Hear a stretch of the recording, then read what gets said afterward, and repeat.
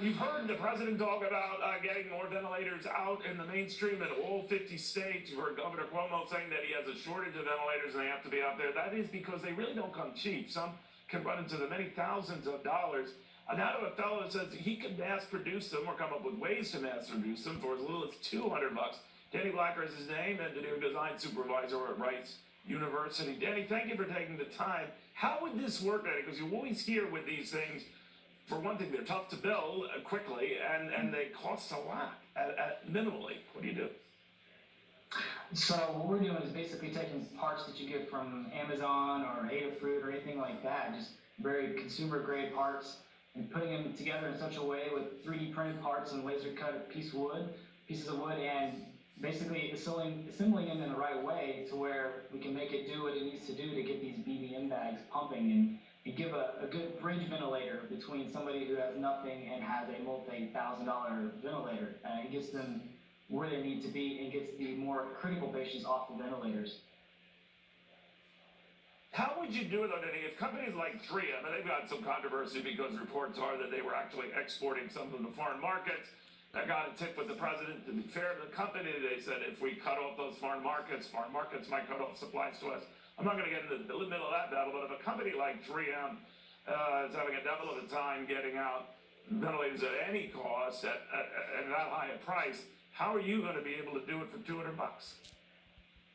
Well, I mean, like I said, it's parts that are already readily available, and these are parts for like RC cars. You have little servo motors or little gears that come with them, or just little plastic gear rails. I mean, it's nothing complicated. We try to go as simple and easy as possible, and most of the time the simplest approach is usually the cheapest approach. So that's just been our mantra this whole time. And I'm talking about ignorance on ventilators, but how do these then compare to some of the ones that the 3Ms and the GMs will be churning out? So we're not trying to compare it to a ventilator. We're really just trying to bridge the gap between nothing and a ventilator. So, these ventilators have a lot of sensors, they go through a lot of qualifications. We're trying to do is bare bones to keep somebody alive. That's the whole idea, is to not have to make the decision between who lives and who dies because of a mechanical piece of equipment when all you need is breath going in and staying in and coming out and getting that oxygen exchange.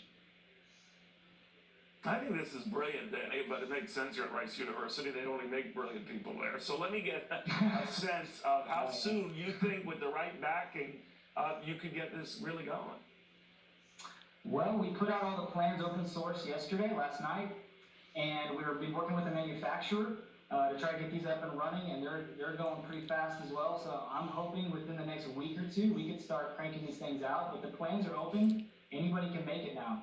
Any schools, maker spaces, any of that kind of entity could take these plans, order the parts, and run with it, and have one ready to go in a matter of days. So if everybody comes together, everybody could have one if they really wanted. All right, I look forward to seeing that. Now I remember why John F. Kennedy famously said at Rice University, they make smart people there. Thank you, Professor, very, very much. I wish you well with this. We are in the middle of a national crisis, an international crisis.